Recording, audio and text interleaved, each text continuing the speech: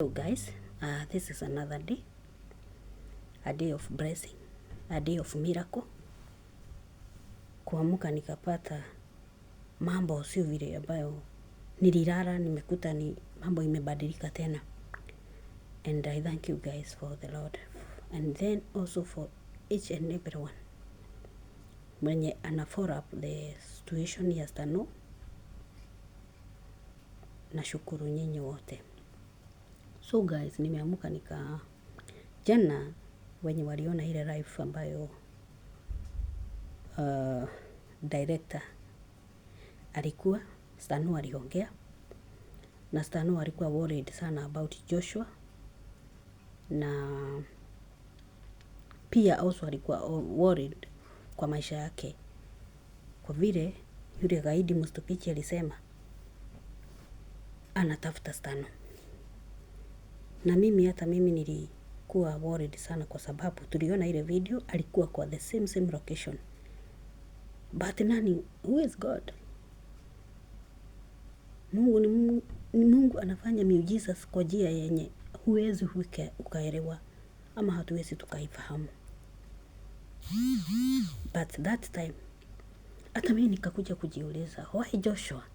Imagine hata nilicomment hapo nikasema Joshua in all ni security wa Stano, lakini hayuko kwa Stano. Why?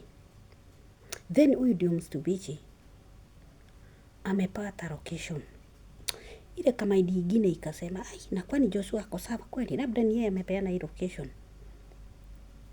Sikusema ni msaliti, lakini pale nilicomment nikasema Joshua anaweza acha Stano na vile tulimsupport. Hiyo comment yangu niliandika pale na nikaanzwa na mawazo mengi sana. But ndio maandiko inasema never judge, na watu wengi walikuwa nasema Joshua ni msaliti sijui nini. Mawazo yetu ilikuwa wrong. Joshua alikuwa chini ya maji. Joshua alikuwa anatafuta kikuracho. Joshua alikuwa anatafuta yule mtu ambaye hakuwa na tarajiwa atapatikana kwa urahisi. But in all we see like Joshua amempata with her team. Amefanya amazing job. May God bless you Joshua na your team. Your DCI wenye mnafanya kazi na wao. Mmepata huyu Mustubichi. Serikali yenyewe iko mikononi ya Joshua. Serikali. Mustubichi alikuwa anasema yeye ni serikali. Sasa hizi sijui atasema yeye ni nani, ama atasema ni gaidi, atajikubali yeye mwenyewe ni gaidi. I don't know, but let we hope wale watoto wanatafuta watapatikana. But kuna kitu mimi nilikuwa najaribu kusema, lakini ni kama sauti yangu iko chini haikusikika. Huyu gaidi hata kama wanasema hawatamuua, anafanya akuwe na alama ya makumbusho. Na ujue huyu mtu hana huruma. So hata kama hamtaua, muweke alama ya makumbusho. Alama yenye itakuwa anaiangalia hivi anakumbuka. Hii nilibahatika kifo. Hii ni ya wakati nilikuwa mhalifu, ndio nikapata hii alama. Tena wakati mnamuweka hiyo alama, ile mdomo wako nayo, juu the same mdomo alikuwa nao the first time wakati mlimshika akagonga askari akapotea. Hiyo mdomo bado hajafunguza. Mkimuweka alama, hiyo mdomo atazima. Mkimuweka alama, ataongea vizuri sasa. Atamaliza kiburi. Lakini msitembee na yeye hivyo, hapana. Hapo mimi nasikia vibaya. Nasikia nikuje mimi nimweke hiyo alama. Joshua, do something. Muweke alama. Hata kama ni risasi ya kidole ama mguu. Mahali atakuwa anaona kweli amina long press, wacha nipeane the full information. Huyu Mustubichi ni watu wako, na mnasikia anatumia uchawi. Kwa hivyo mkimshika lazima muwe watu prayerful. Alisema yeye mwenyewe anatumia uchawi. Na ile nguvu Mungu amempa, ile ujuzi Mungu amempa mkaweza kumpata. Najua atampeleka na mtaitumia mpaka mwende pale watoto wako muwarescue. I'm happy for Joshua kwa sababu hata kwa ile yote situation hata hajapona. By the way Joshua hajapona, ni kujikaza tu. Lakini anasema I must fight this battle. Niliitwa kwa Yosia, nimwambie guys, nilikuwa nafikiria huyo ni Joshua, huyo ni Stano, huyo ni Senior Div, huyu ni True K, huyu ni Kitu, huyu ni Samaritan, wote watu wa royalty test.